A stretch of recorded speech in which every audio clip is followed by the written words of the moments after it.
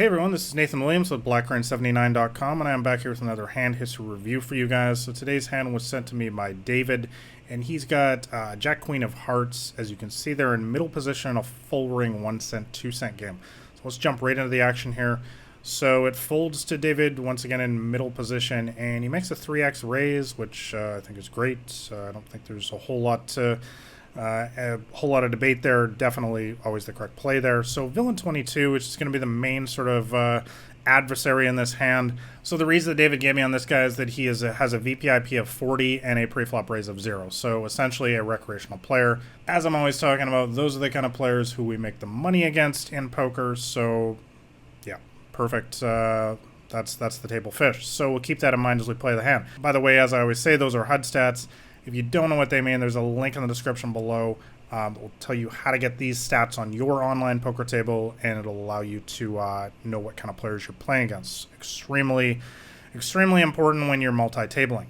So anyways, let's see the rest of the action. Pre-flop here, small blind decides to call, and big blind decides to call as well.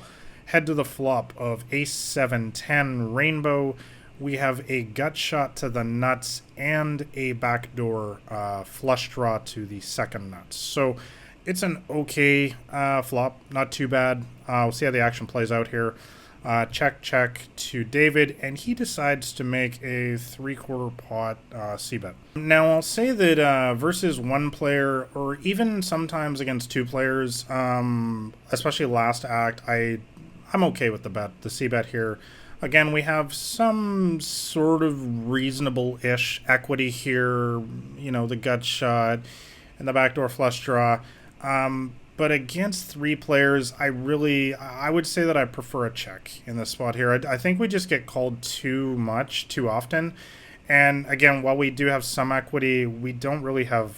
You know, we're still definitely behind like a top pair hand. So villain 22, who remember is the table fish, he decides to come in for the mini raise, which so that's kind of interesting.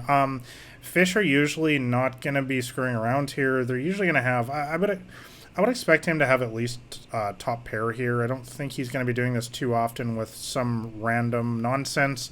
Remember that there's two other players involved in this hand, and as I always talk about, it's really important to remember that in poker, that when somebody makes a raise, even if it's only a mini raise like this, when they're doing it against three other people, their chances of them bluffing go way down, because who is going to try to bluff three people? Like, even the craziest fish in the world is going to be like, wow, it's going to be really hard to bluff three other people, you know? So they're...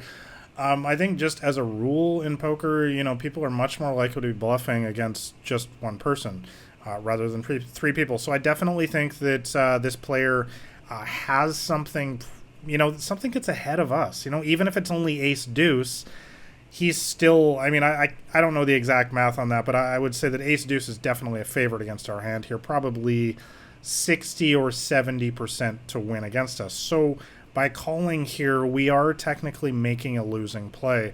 You know, it's tougher to fold against a mini raise, but it's a spot that I think is a little bit unnecessary to be in. That's why I really just prefer just to check on the flop instead of getting ourselves in one of these spots here.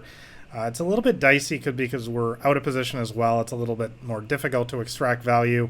But I gotta say, I do think this is a slightly losing play over the long run to bet the flop here and then to call a raise, even though it's a mini raise. It's definitely a little bit iffy, I would say. Now, however, when you hit a turn card like that, all of a sudden you look like a genius, and, you know, everything's awesome in poker. It's a great game. It's an easy game, right? So, anyways, what does David decide to do here? He decides to check. I think that's a good play because he just, you know, the fish, again, I expect him to have something at this point. So I do think that we check to him. He's probably going to bet here, which allows us to check raise all in, which allows us to get all the chips in the middle, which is obviously the best case scenario when you have these stone cold nuts with a redraw to the royal flush, by the way, I should point out. So villain 22, the table recreational player, does in fact make the bet here. David decides to ship all in, which I think is perfect. I think it's definitely the right play at this point. There's no question about it.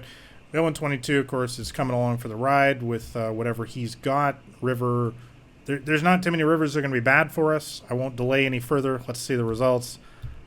And villain did have the sets on the flop there. So, but of course we run good and we nailed that that straight on the turn there to take it down. So, the only question though, as I always talk about, is the process in poker. You know, we don't ever want to pay too much attention to individual hands. It's all about how do we play against villain's range over, you know, a dozen hands, over 50 hands, 100 hands, because that's all poker really is. Poker's never one hand. It's poker's played out over weeks, months, years, right? So I'll say that overall, I think that versus villain's entire range here, I think that it was, he obviously had the top end of his range here with the pocket tens on the flop.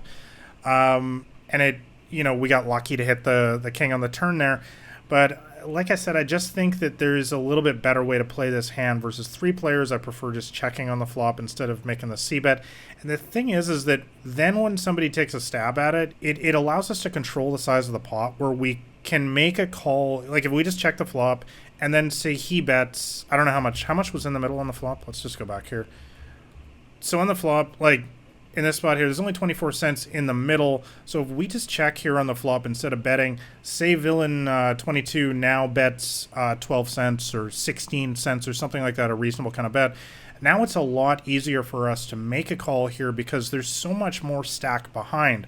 Whereas when we bet out here and then he makes the raise, I think you guys see what I mean here. We're kind of just getting into a situation where we're getting too much stack in the middle without a real quality hand in this spot here. So I hope that makes sense, my explanation here. I just prefer a check on the flop here against three players specifically. I think that gives us a better outcome in this hand.